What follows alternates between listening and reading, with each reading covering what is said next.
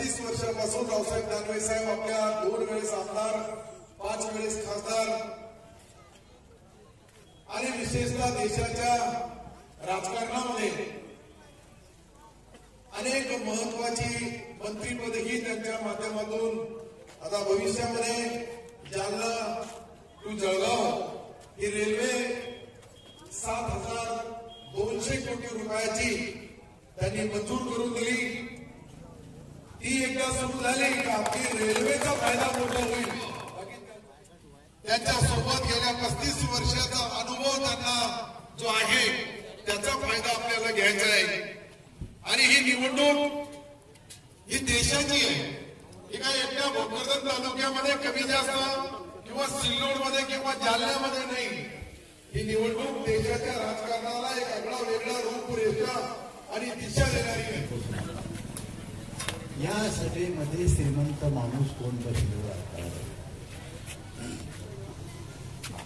मला 70 एकही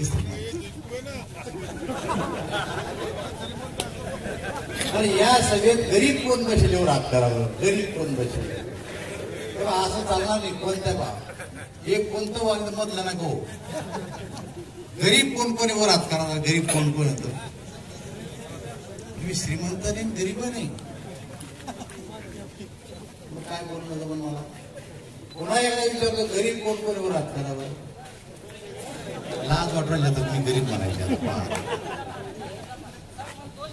खाली पाहिजे। मला याच्यासाठी मग हात करा म्हणलं मी तुम्हाला की हे गरीबाचं सरकार आहे, हे धोतीवाल्याचं सरकार आहे, हे टोपीवाल्याचं सरकार आहे, हे सुटाबुटातल्याचं सरकार नाही। मला इतर बोलता येईल 5 किलो धान्य एका माणसाला एका महिन्याला, याच्या अगोदर नव्हतं, हे मोदी आल्यावर झालं। तेवढं एवढंच नाही, या देशामध्ये 4 कोटी घरं ज्या गरीबाला नव्हती त्या गरीबाला 4 कोटी घरं दिले। 100 रुपयात गॅसचं कनेक्शन दिलं, जे 6,000 रुपयाचं आहे। महिलांना गॅसचं कनेक्शन दिलं। इथं पैशावाल्यांच्या घरात भेटलं असेल कनेक्शन, दाखवता कोण हात करतं कोण इकडं मुस्लिम समाजात भेटलं असेल 100 रुपयात गॅसचं कनेक्शन। गॅस कोणाच्या घरात राहता? आमदार, खासदार, फौजदार, तहसीलदार, मोठ्या माणसाच्या घरात गॅस राहत होता। पण या देशाचे प्रधानमंत्री नरेंद्र मोदी यांनी विचार केला की ज्या महिला स्वयंपाक करतात, फुकणीला धुपट फुकतात, 80 वेळेस या देशाचं घटना काँग्रेसनं बदलली। परवाच्या पेपरला 80 वेळेस बदलली, एकदा नाही दोनदा नाही 80 वेळेस बदलली। मी 25 वर्ष तुम्ही लोकांनी मला खासदार म्हणून पाठवलंय।